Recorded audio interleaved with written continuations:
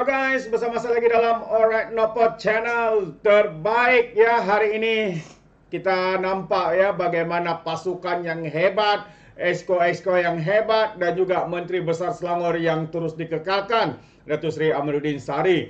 Jadi sidang media ini adalah julung kalinya, sidang media bersama dengan Menteri Besar Selangor dan juga bersama dengan esko dan juga kepimpinan yang baharu. Jadi kita mengharapkan dengan kepimpinan ini akan dapat memberikan ya tanggungjawab mereka untuk rakyat, khususnya diberikan 100% committed ya untuk membangunkan negeri Selangor. Jadi apa yang kita lihat, pihak pembangkang Azmin Ali kita berikan mereka babai kepada mereka, berputih matalah ya apabila mereka gagal merampas negeri Selangor ini. Jadi sahabat-sahabat semua, saya mau kita mendengar ya apakah yang dikatakan dalam sesi sidang media ini ya bersama-sama dengan pimpinan dan juga Menteri Besar Selangor.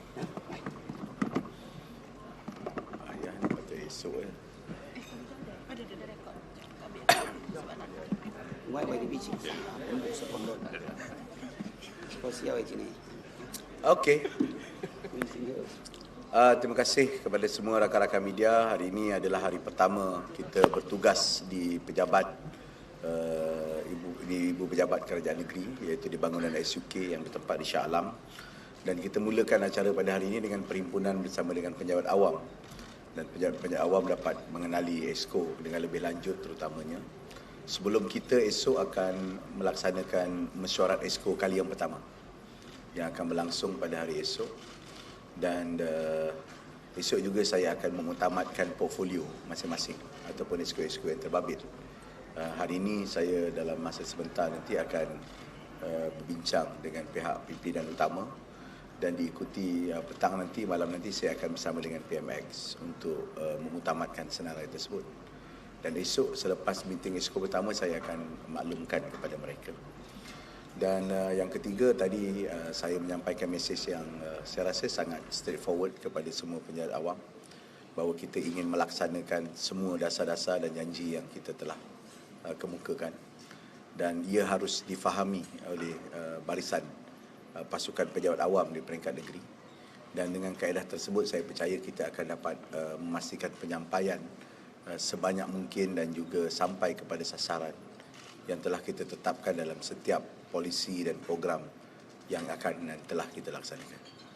Jadi ini beberapa perkara yang saya sebutkan tadi, dan ia menjadi salah satu daripada permulaan kita untuk kerja lebih kuat, kerja lebih keras untuk term ini, dan juga bersedia dengan sebarang kemungkinan dan juga keadaan yang berlaku di persekitaran berdasarkan daripada pengalaman yang kita hadapi pada tahun-tahun sebelum ini. Okey, silakan soalan.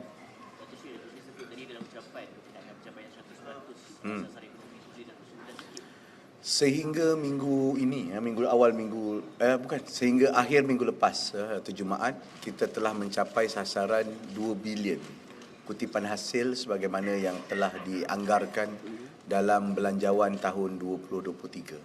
Ini bermakna sampai ke pertengahan bulan Ogos kita telah berjaya mencatatkan hasil yang baik, dan saya percaya kalau ikut trend semasa, sebenarnya bulan 8, bulan 9, pilihan raya dan sebagainya, mungkin kita akan dapat lebihan yang lebih baik sebagaimana pencapaian-pencapaian sebelum ini. Kita terpaksa selaraskan balik sesuai dengan portfolio di peringkat persekutuan. Sebab ada kementerian-kementerian baru, kos sara hidup sebagai contoh di peringkat persekutuan. Ini antara perkara-perkara yang kita cuba adaptasi. Perubahan iklim sebagai contoh. Ini semua perkara-perkara yang kita akan cuba tengok, sebab akhirnya tugasan kita juga perlu berurus takbir dengan pihak persekutuan.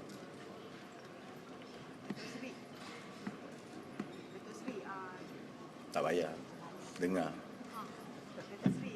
Sehingga hujung tahun ni berapa anggaran lebihan yang akan kita tengok apa yang ada dalam pipeline, tetapi normally kadang-kadang ada surprise coming, terutamanya investor-investor yang datang dan sebagainya. So saya boleh anggarkan minimum kita boleh dapat 2.3-2.4 bilion. Tapi untuk capai 2.5 tak mustahil, tapi kita kena, saya tak nak ambitious lah, sebab Biasanya urusan tanah ni dia ada dia punya sequence dia. Dia kadang-kadang dia akan selesai pada tahap tertentu, dia akan landing pada tahap tertentu. Jadi inilah yang kita kena tengok. Tapi kalau keadaan sekarang ni 2.3, 2.4 boleh dapat lah. Datuk Seri, now that there is a new lineup of kerajaan, will the councillors also berubah the lineup of councillors? Councillor will end by end of the year. So definitely we wait until end of the year. So by end of the year, I think before end of the year, by October or November, all the party have to discuss and negotiate to replace or to retain or to appoint the new term of councillor in each constituency. Now there is a perpaduan Yes. kerajaan, so will there be seats allocated to the barisan? Yes. Yeah. And what about the NGO seats that have existed? That's all we negotiate later. I think by October. It's not too early, but I think by October, so by December that we have a list of name. So by end of December, we will get a new list of councillor. Include NGO, include the Ketua Kampung. We also have a list of Ketua Kampung, all in 371, if I'm mistaken, Ketua Kampung, include Kampung Baru. Speaker insya-Allah akan dimaklumkan selepas Hari Malaysia sebab Dewan dijangkakan akan mengangkat sumpah dan pembukaan sidang pada selepas Hari Malaysia. So saya akan umumkanlah pelantikan speaker dengan sidang pertama tu akan dibuat serentak ataupun dibuat sehari awal sebelum pengumuman esoknya. Itu majlis angkat sumpah lah. Boleh juga kita buat segera, tapi saya ingat tak ada keutamaan sekarang ni. Timbalan speaker masih berfungsi, tak ada dah. Sekarang ni speaker tak ada sebab speaker dah jadi exco. Semalam dah letak jawatan. Kalau tak, speaker masih berkuasa penuh. Okey.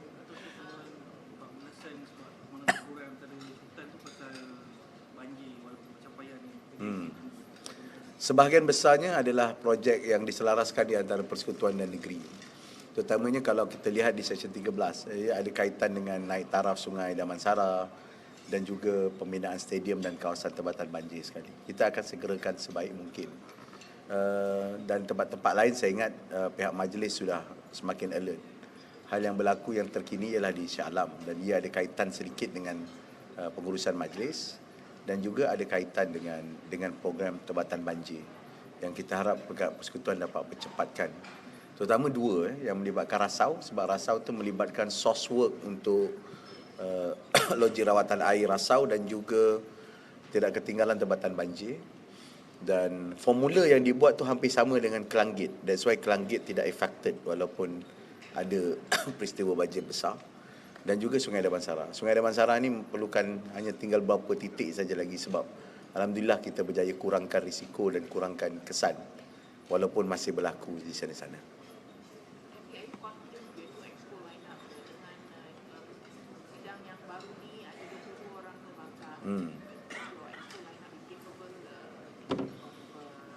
The state administration is not concise or stranded at the state assembly only.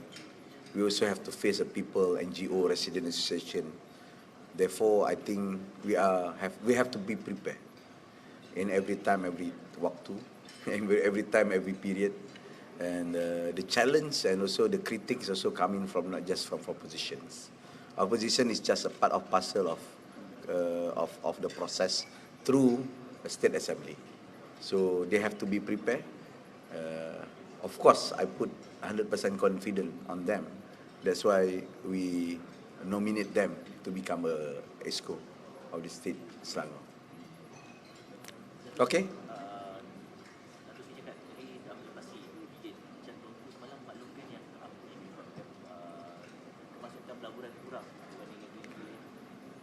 Pelaburan alhamdulillah baik. Yang disebut oleh Tuanku semalam adalah nilai ekspor dan nilai import. Memang ada sedikit anjakan program ekonomi dalam negeri Selangor. Sebahagiannya ekonomi kita sudah beransur kepada ekonomi perkhidmatan.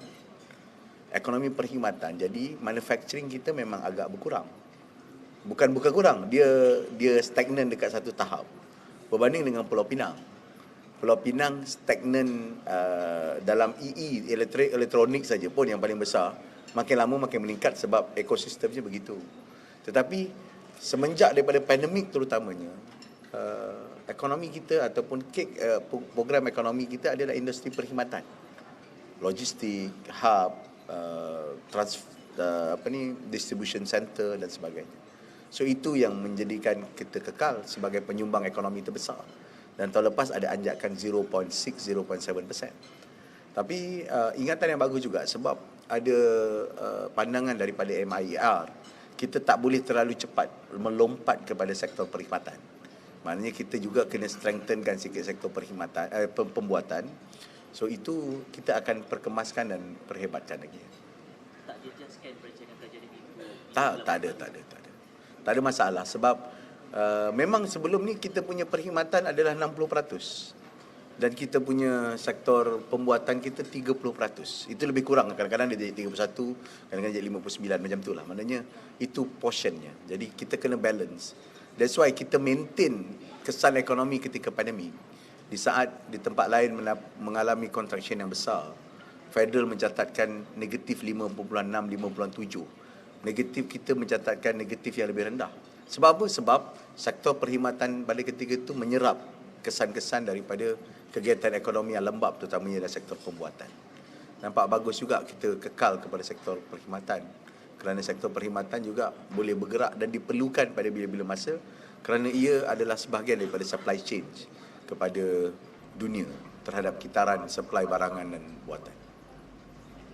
Terbaik, itu dia sahabat-sahabat semua yang kita mendengar bagaimana jawapan padu daripada Menteri Besar bersama-sama dengan kepimpinan ya Exco yang baru ini. Dan seperti mana yang dinyatakan ya Selangor ya berada pada landasan yang tepat ya, tidak kira dari segi ekspornya, importnya ya, kita boleh nampak ya kerajaan Selangor ini kita boleh nampak semakin membangun ya, tidak seperti negeri-negeri di bawah pimpinan kerajaan ataupun parti PAS sahabat semua. Jadi kita mengharapkan ya mereka ini terus memberikan seberapa banyak usaha untuk memberikan bantuan inisiatif ya kepada rakyat, khususnya rakyat Selangor. Jadi terima kasih. Sampai di sini saja. Sekiranya sahabat-sahabat semua ingin memberikan sebarang komen, Anda boleh berikan komen dalam ruangan komen, tapi ingat, komen dengan cara berhemah, jangan menjadi seperti Walan Walautit, lebay-lebay dan juga geng sapu bersih ya apabila mereka memberikan komen penuh dengan hasutan, kebencian dan juga fitnah melampau. Sepertinya mereka tidak punya otak, mungkin karena otak mereka tertinggal di dasar Laut Cina Selatan. Jadi sampai di sini saja, izinkan saya untuk mengundurkan diri dan seperti biasa peribahasa mengatakan tapapun kangkap, 2 tahun keinginan. Dalam bahasa Melayunya, tepuk dada, tanya selera. Sekian saja daripada Alright Nampak Channel. Kita berjumpa lagi. Bye-bye.